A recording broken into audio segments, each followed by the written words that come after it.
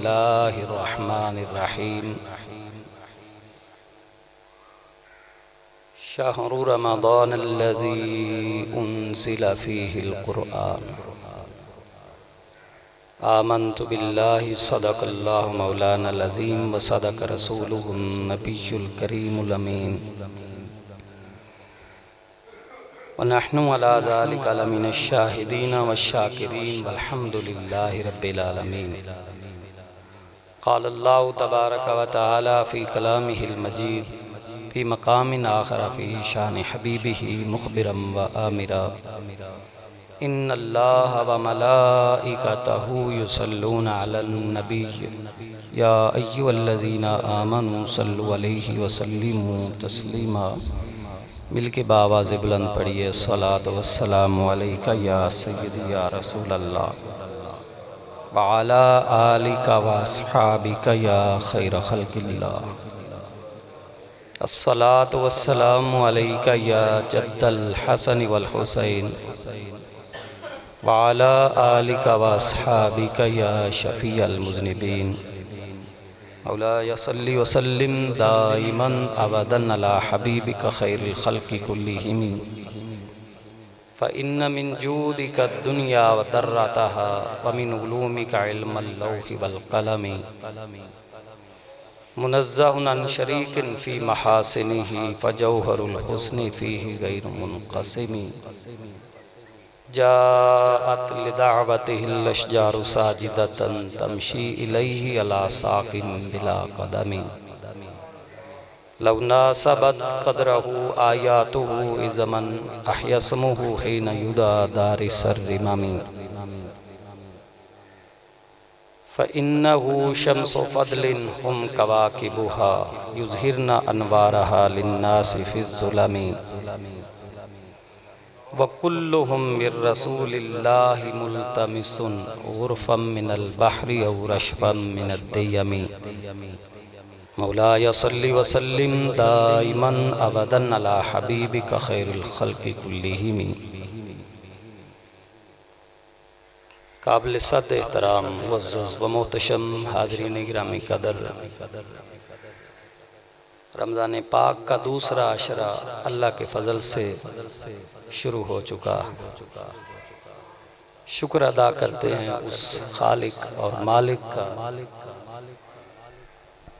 جس نے ہمیں یہ مقدس اور مبارک ساعات اور یہ گھڑیاں اور یہ ایام یہ دن اور رات عطا فرمایا۔ پچھلے جمعہ میں نے رمضان پاک اور ان کے روزوں کی فضیلت کا مختصر بیان کیا تھا۔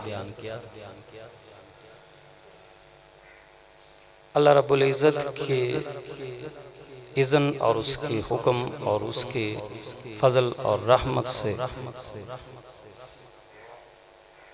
رمضان پاک مقدر بنتا ہے ان بندوں کا جن کو اللہ منتخب کر لیتا تو گویا ہم پر اللہ رب العزت کا فضل ہے، ہم شکر ادا کرتے ہیں اس مالک کا کہ اس نے اپنا فضل ہمیں عطا فرمایا۔ نہایت بابرکت گھڑیاں بہت ہی عظیم اور بے مثل و بے مثال یہ مقدس ترین اور مبارک ترین عظیم ترین مہینہ،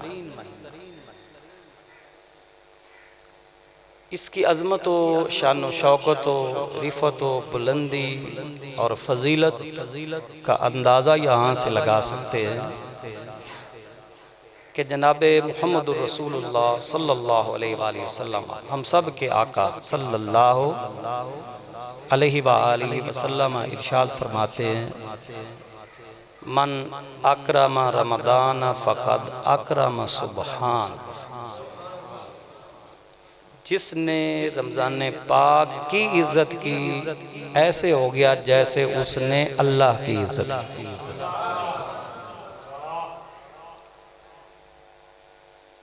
تو کتنی بڑی فضیلت ہے اس مہینے کی کہ اس کی قدر اور عزت اور تعظیم کرنے والا ایسا اجر پائے گا جیسے اس نے اللہ رب العزت کی تعظیم کی ہے، اکرام کیا ہے، عزت کی ہے۔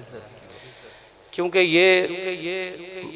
یہ دن رات پیدا اللہ نے کیے ہیں، بنائے اس نے ہیں، ان کو شرف اللہ رب العزت نے دیا، ان کو فضیلت اللہ رب العزت نے دی۔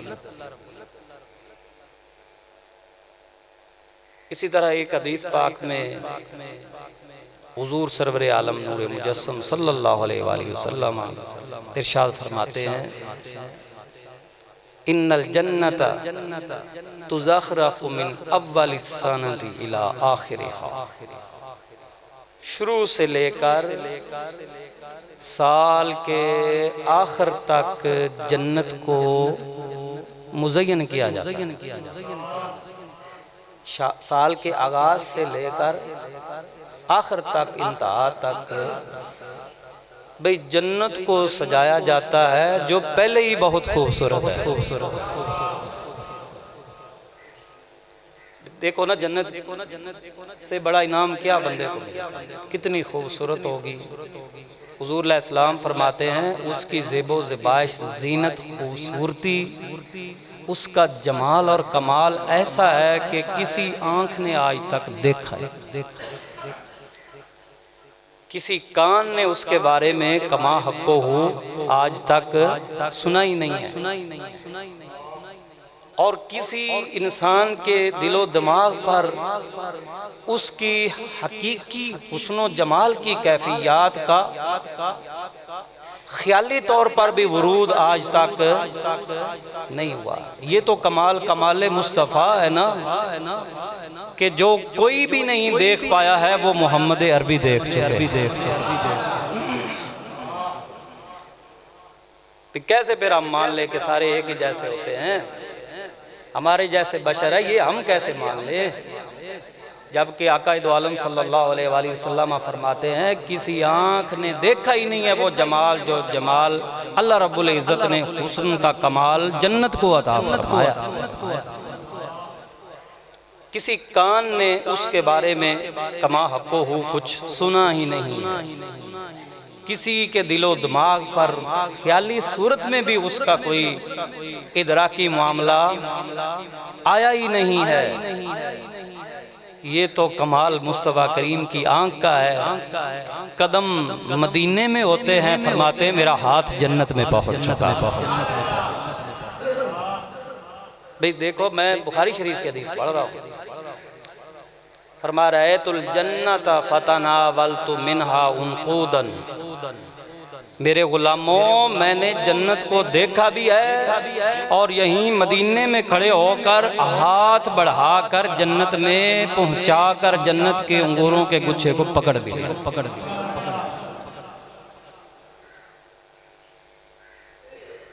ہم پھر کیسے مان لے کہ ہمارے جیسے ہیں؟ نہ وہ ہمارے جیسے ہیں نہ ہم ان جیسے۔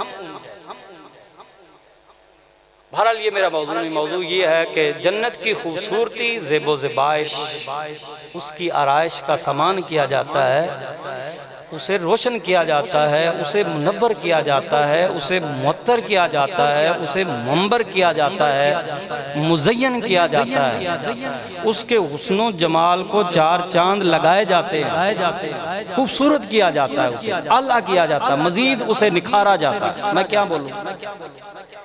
یعنی یقین جانیے میرے پاس لفظ نہیں ہے جو میں بولوں۔ حضور علیہ السلام فرماتے ہیں من اول السنۃ الی آخرہا، سال کے ابتدا سے لے کر سال کے انتہا تک جنت جو پہلے ہی اتنی خوبصورت ہے اسے مزید خوبصورت بنایا، اور خوبصورت کیا جاتا ہے، جس کی خوبصورتی کی کوئی مثال ہی نہیں ہے اسے خوبصورت کیا جاتا ہے۔ فَإِذَا دَخَلَ رمضان، اچھا اسے خوبصورت کیا جاتا رہتا ہے، کیا جاتا رہتا ہے، کیا جاتا رہتا ہے، سارا سال سجایا جاتا ہے، پھر رمضان پاک کا آغاز ہو جاتا ہے۔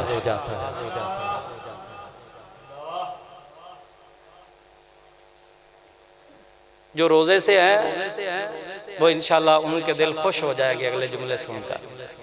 اللہ کرے سب کو اللہ تعالیٰ روزہ رکھنے کی توفیق عطا فرمائے۔ میں نے پچھلے جمعہ عرض کیا تھا کہ جان بوجھ کر روزے کا تارک بعد میں پوری زندگی بھی روزے رکھتا رہے تو کفارہ ادا، اس لیے سوچنا بھی نہیں اس بارے میں نے روزہ چھوڑنا، شرعی عذر نہ ہو، شرعی طور پر اجازت نہ ہو، روزہ ترک کر دیا جائے، اتنا بڑا کبیرہ گناہ ہے کہ حضور علیہ السلام فرماتے ہیں بعد میں پوری زندگی مرنے تک روزہ میں رہے تو کفارہ ادا۔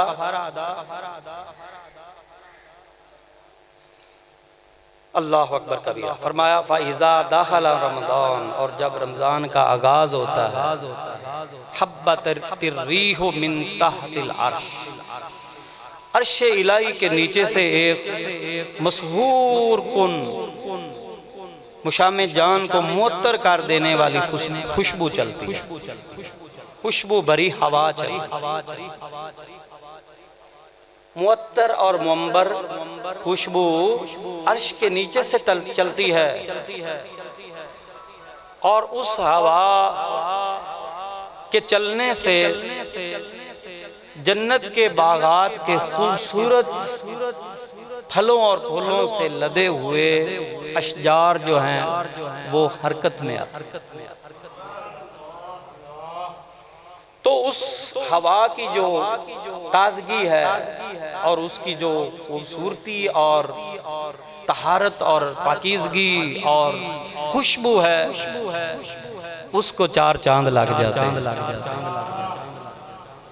یعنی میرے عرض کرنے کا مقصد جو میں حدیث سے سمجھا وہ آپ کو بتا رہا ہوں کہ ایک جملے میں عرض کر رہا ہوں، جنت کی ہر خوبصورتی پر بہار آ جاتی ہے۔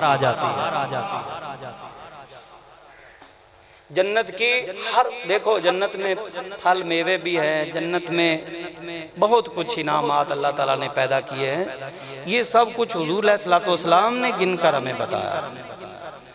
اور جنت میں جنتیوں کی خوشی کے لیے اور ان کو جزا اور انعام اور بدلہ دینے کے لیے اللہ رب العزت نے جنتیوں کے لیے جنت میں حوریں بھی پیدا کی۔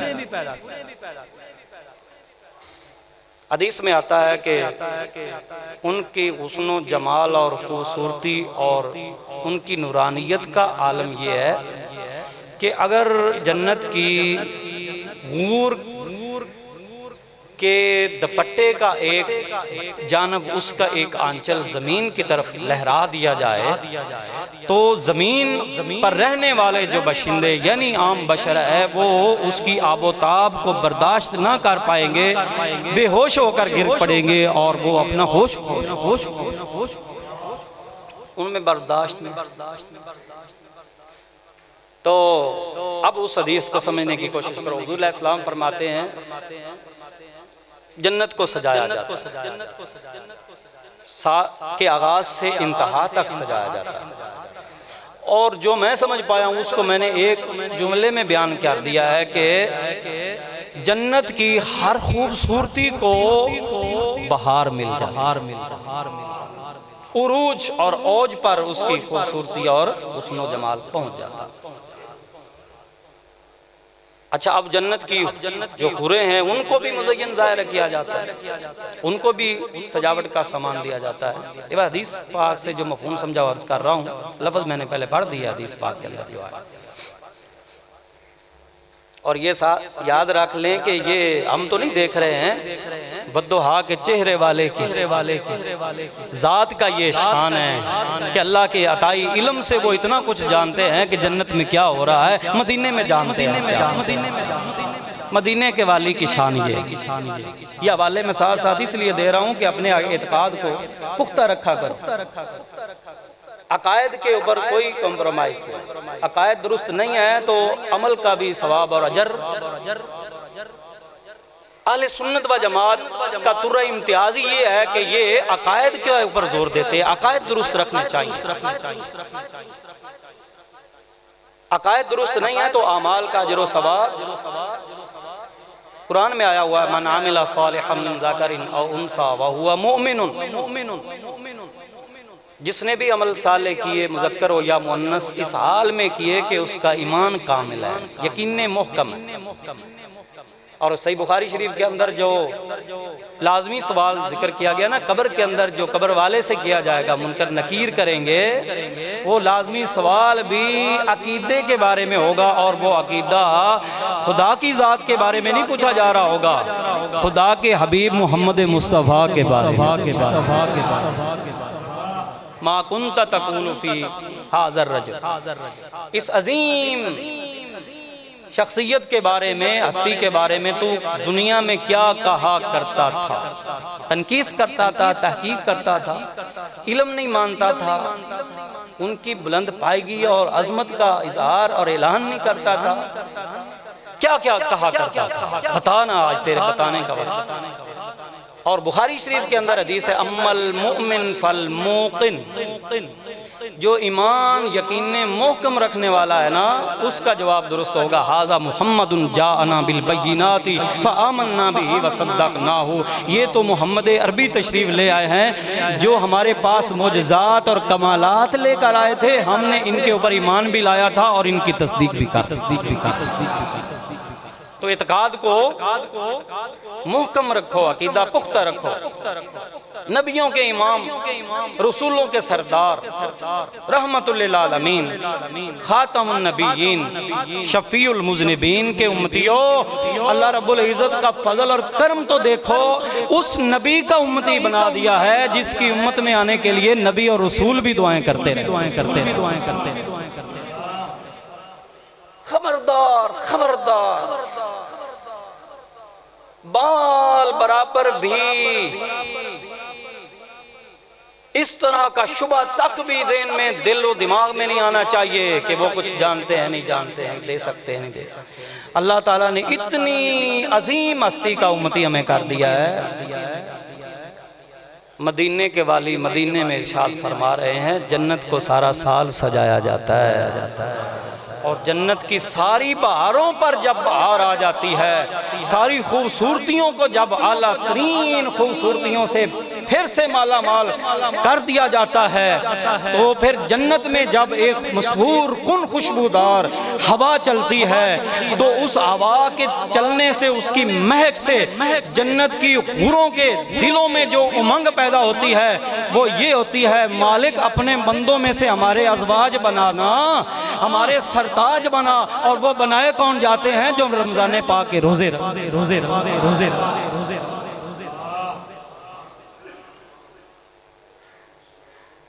تو بہتات درجنوں نہیں سینکڑوں احادیث ہیں فضیلت رمضان پاک اور فضیلت صوم رمضان کے متعلق۔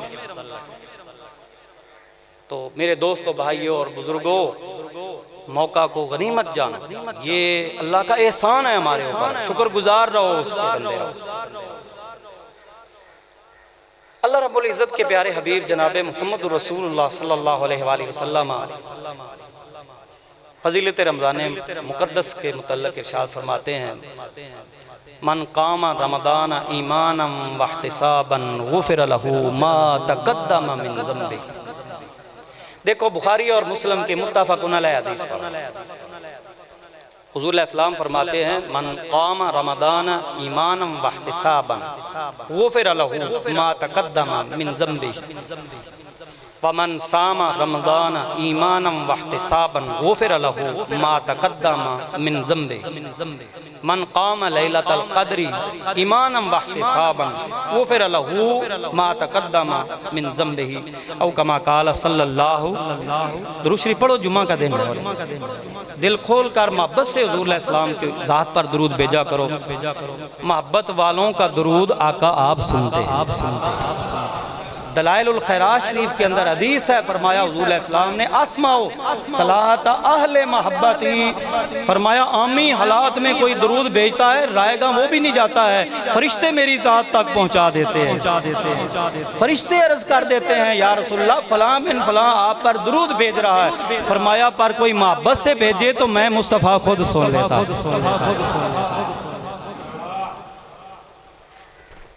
اور جمعہ والے دن تو درود شریف بھیجنے کی ترغیب آئی ہے بھائی، حضور علیہ السلام نے خود اس کے اوپر برانگیختہ کیا اپنے امتیوں کو۔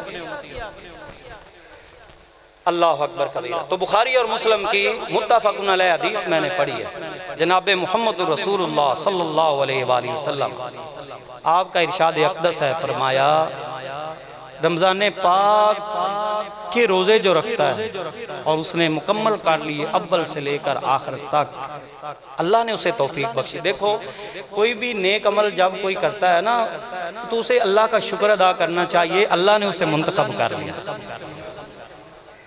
اور جو راہ راست سے ہٹا ہوا ہے، نیک عمل سے دور ہے، اسے توبہ طائب ہونا چاہیے، اسے استغفار کرنی چاہیے، اسے رونا دھونا چاہیے، اللہ کے حضور اپنے آپ کو پیش کر کے اپنے کیے پر اسے پچھتانا چاہیے، اپنے آپ کو ملامت کرنا چاہیے اسے، اور اللہ سے یہ دعا کرنی چاہیے کہ مالک تو مجھے توفیق بخشنا، اپنے ان بندوں کے ساتھ مجھے بھی شامل کر لے جن پر تیرا احسان ہے مالک۔ تو شکر خدا کا ادا کرو جو روزے سے ہیں، جو روزے رکھ رہے ہیں، اللہ تعالیٰ سب کو توفیق عطا فرمائے۔ یہ فرض ہے، اللہ نے ان کو فرض کیا۔ تو حضور علیہ السلام فرماتے ہیں جس نے رمضان پاک کے روزے رکھ لیے غفر لہ ما تقدم من ذنبہ، اس کے پہلے سارے گناہ معاف کر دیے جائیں۔ آج رمضان پاک کا اختتام ہوا تو وہ پھر جب رسول، دیکھو بخاری اور مسلم کے متفق علیہ حدیث سے جو میں نے اخذ کیا وہ عرض کر رہا ہوں، ادھر رمضان پاک کا اختتام ہوتا ہے اور اللہ کی توفیق سے اللہ کے بندے نے 30 یا 29 روزے مکمل کر لیے ہیں، تو پھر تمہارا دل نہیں گواہی دے رہا، میرا دل تو گواہی دے رہا ہے، ایسے ہو گیا جیسے آج پیدا ہوا ہے۔ غفر لہ ما تقدم من ذنبہ، بخاری مسلم کے متفق علیہ حدیث، اس کے پہلے سارے گناہ معاف۔ ومن قام رمضان ایمانا واحتسابا غفر لہ ما تقدم من ذنبہ، جس نے رمضان پاک کی راتوں کا قیام کیا۔ دیکھو قیام اللیل جو ہے نا اس میں آج بہت زیادہ سستی ہو، بہت زیادہ سستی ہو، اور میں تو یہ سمجھتا ہوں کہ یہ افسوسناک حد تک بڑھ چکی ہے، تشویشناک حالت تک اس کے اندر اضافہ ہو چکا ہے، اور خیال ہی نہیں ہے، کسی نے کبھی سوچا بھی نہیں ہے یہ کیا ہو رہا ہے۔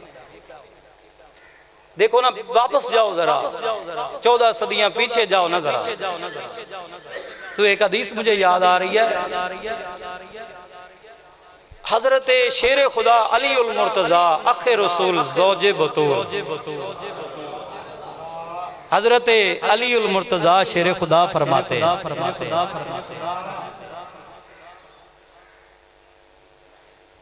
میں ایک دفعہ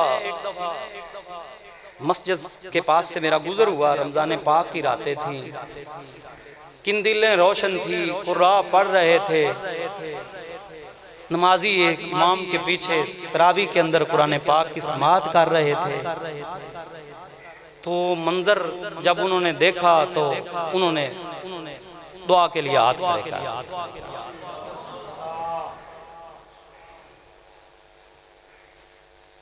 اللہم نبر قبر عمر ابن الخطاب کما نبر علینا مساجدنا، اے پروردگار، اے مالک، اے خالق، عمر ابن خطاب کی قبر کو ایسے روشن کر دے جیسے اس نے مسجدوں کو روشن کر دیا۔ کون دعا کر رہے ہیں؟ جناب شیر خدا، جن کے بارے میں رسول اللہ صلی اللہ علیہ وآلہ وسلم فرماتے ہیں انت اخی فی الدنیا والآخرہ، علی پریشان ہو کر روتا کیوں؟ تیری کسی کے ساتھ بھائی چارے اخوت کی بنیاد نہیں ڈالی ہے؟ فرمایا انت اخی فی الدنیا والآخرہ، تو دنیا اور آخرت میں مصطفیٰ کا بھائی۔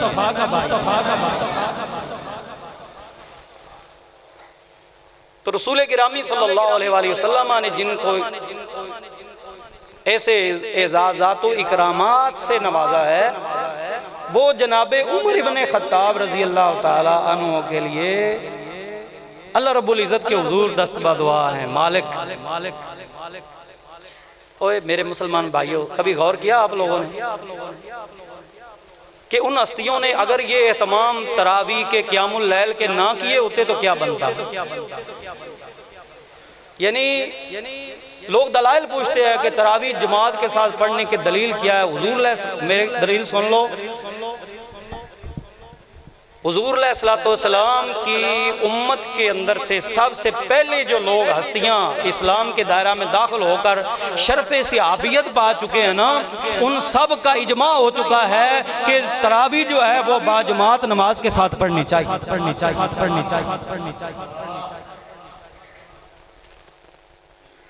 بہت سارے لوگوں کو پتا ہوگا لیکن میں تھوڑی وضاحت کر دیتا ہوں کہ 4 دلائل ہوتے ہیں شریعت کے: کتاب اللہ، سنت رسول اللہ،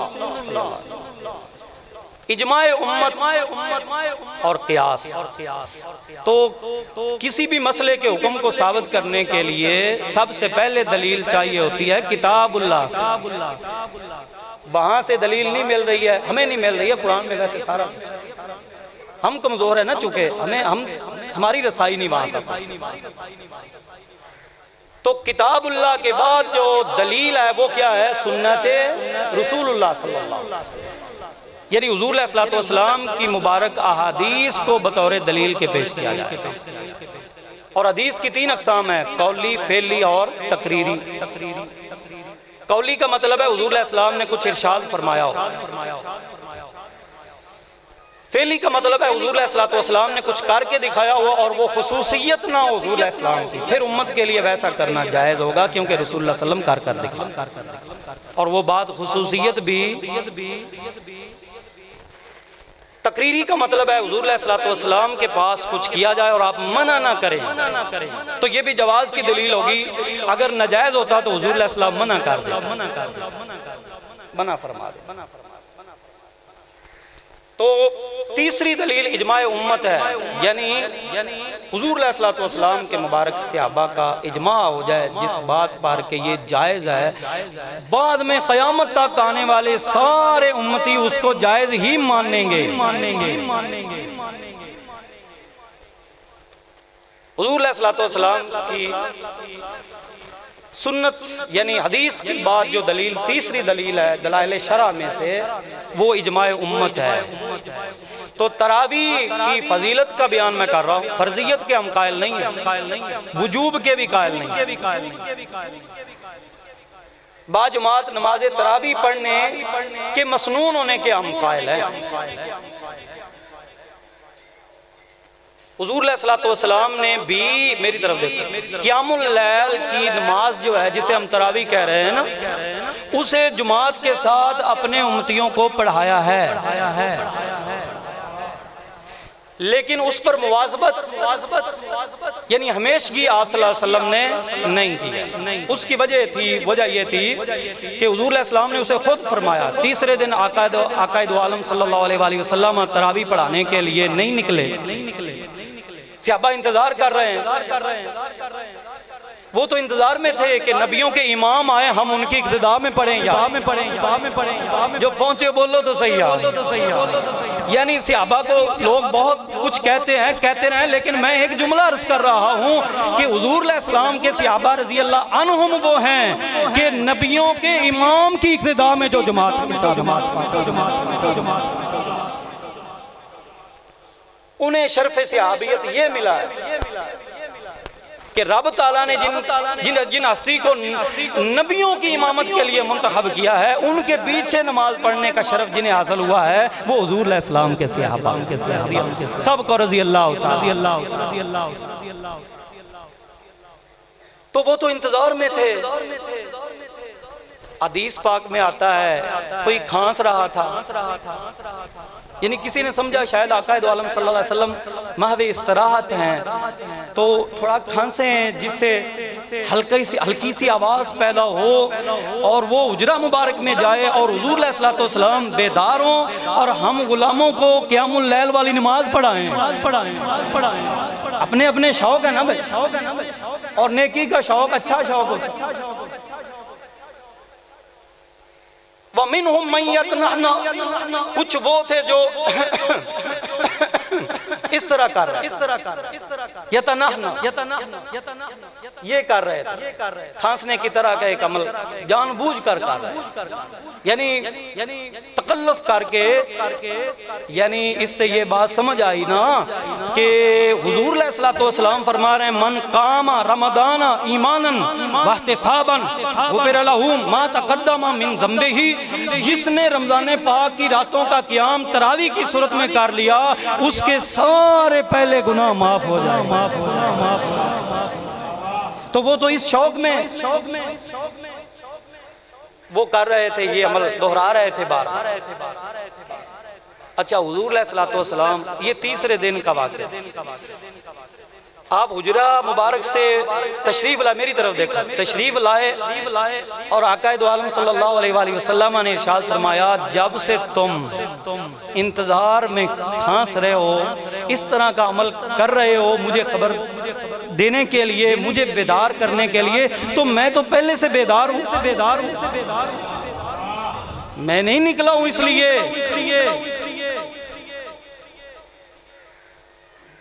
نہیں نکلا ہوں، مخافت ان یفرض علیکم، میں اس خوف سے نہیں نکلا ہوں کہ کہیں تمہارے اوپر اس کو فرض نہ کر دیا جائے۔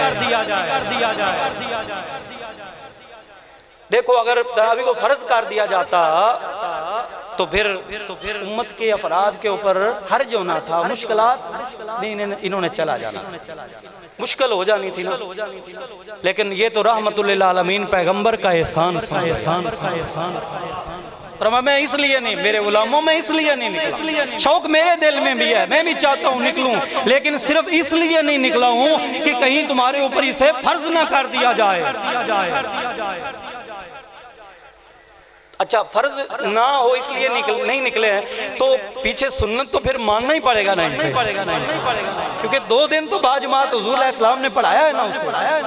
ناجائز چیز ہوتی یا اسے ہونا ہی نہ ہوتا تو آقا دو عالم صلی اللہ علیہ وسلم نے اس کی امامت نہیں کروانی تھی، لیکن چونکہ رسول اللہ صلی اللہ علیہ وسلم نے امامت کروا دی ہے، سنت بن گیا ہے، امتی کتنے احسان فراموش ہو چکے ہیں کہ پڑھتے بھی نہیں ہیں، اوپر سے اعتراض بھی کرتے ہیں، اور پھر یہ ہے کہ بھی کرتے ہیں اور پھر پیچھے بھی ہٹتے ہیں۔ نہیں، احسان مند رہو اس اللہ کے حبیب رحمت للعالمین پیغمبر کا، جنہوں نے سنت بھی مسنون طریقہ بھی بنا دیا ہے، فرضیت سے بھی بچا لیا ہے، اور اعلان وہی برقرار ہے۔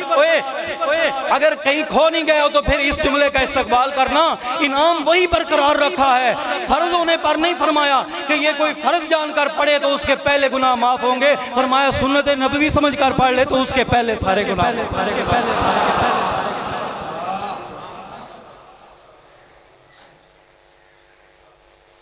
50 کی 5 بڑھنے والوں کو جو رب 50 کا ثواب دے سکتا ہے، بولا تو کرو یار، اور رب فیاض مطلق ہے، اس کے خزانوں میں کوئی کمی کوئی ناپ ہی نہیں سکتا ہے۔ آئے جنت میں منت سماجت کر کے نیکیاں نہیں ہیں اس کے پاس جنت جانے کی، درمیان میں کھڑا جنت اور جنت، منت سماجت کر کے پتہ نہیں کتنے سال اسے لگیں گے، آخر کار اللہ فرمائے گا نہیں رکتا ہے تو چل تو بھی جنت میں چلا۔ بخاری کی حدیث کا ایک جملہ عرض کر رہا ہوں، حضور علیہ السلام نے فرمایا اسے جنت اتنی ملے گی زمین سے لے کر آسمان تک جتنی وسعت ہے اتنی جنت، اور اتنی 10 گنا اور بھی اس کو۔ یہ میں اس لیے بتا رہا ہوں حدیث پاک کہ حضور علیہ الصلوۃ والسلام کے فرامین کی روشنی میں قرآن کو اپنا سفارشی بنا لو۔ بھائی دیکھو جس کا سفارشی قرآن پاک ہو اسے کسی اور سفارش کی ضرورت ہے؟ بولو تو صحیح۔ ٹائم ہو چکا، میں نے حدیث پڑھنی ہے اور اجازت لینی۔ حضور علیہ الصلوۃ والسلام فرماتے ہیں جب قیامت کا دن ہوگا ادھر سے روزے آ جائیں گے،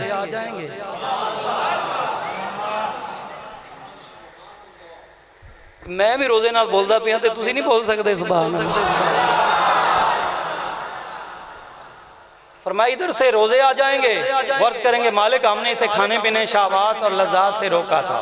ادھر سے قرآن آ جائے گا، قرآن اللہ کے حضور یہ کہے گا مالک میں نے اس کو رات سونے سے منع کیا تھا، بستر پر جانے سے منع کیا تھا۔ فَشَفِّعْنِ فِيهِ، مجھے اس کا سفارشی مان لے۔ اللہ فرمائے گا روزوں کی بھی سفارش قبول ہے اور قرآن کی سفارش بھی قبول ہے۔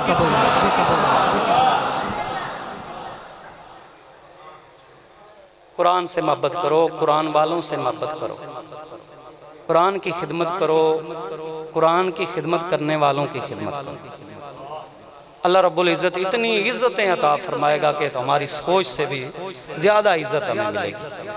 میں نے کہہ دیا جو میں نے کہنا تھا۔ دیکھو ہمارا یہ ادارہ قرآن کی تعلیم کے لیے ہے اور بغیر کسی ظاہری بہت بڑے وسائل کے یہ اللہ کے فضل، آپ کی آنکھوں کے سامنے یہ فیضان اور کرامت اولیاء چشت اہل بہشت کی، میں تو برملا کہتا ہوں اور بغیر کسی یعنی کہ آر کے کہتا ہوں کہ یہ اللہ کے فضل اور اولیاء چشت اہل بہشت، بابا فرید الدین گان شکر، خواجہ معین الدین چشتی اجمیری غریب نواز جیسی ہستیوں کی خاص نظر عنایت سے چل رہا ہے۔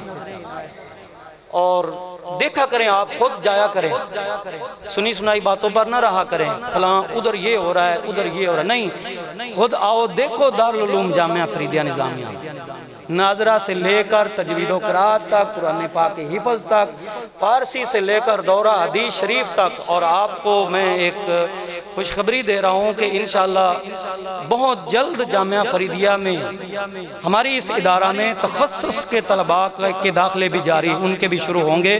تخصص کا مطلب ہے ایم اے عربی، ایم اے اسلامیات کے بعد ایم فل کے برابر جو ڈگری گورنمنٹ کی منظور شدہ ہے وہ الحمدللہ اللہ کے فضل سے آپ کے اس جامعہ سے شروع ہونے والی۔ اپنی آنکھوں سے دیکھا کرو کہاں کیا ہو رہا ہے، وہاں جا کر اپنا جو زکوٰۃ، عطیات، صدقات، فطرانہ وغیرہ وہ جمع کرایا کرو اپنی آنکھوں سے دیکھ کر۔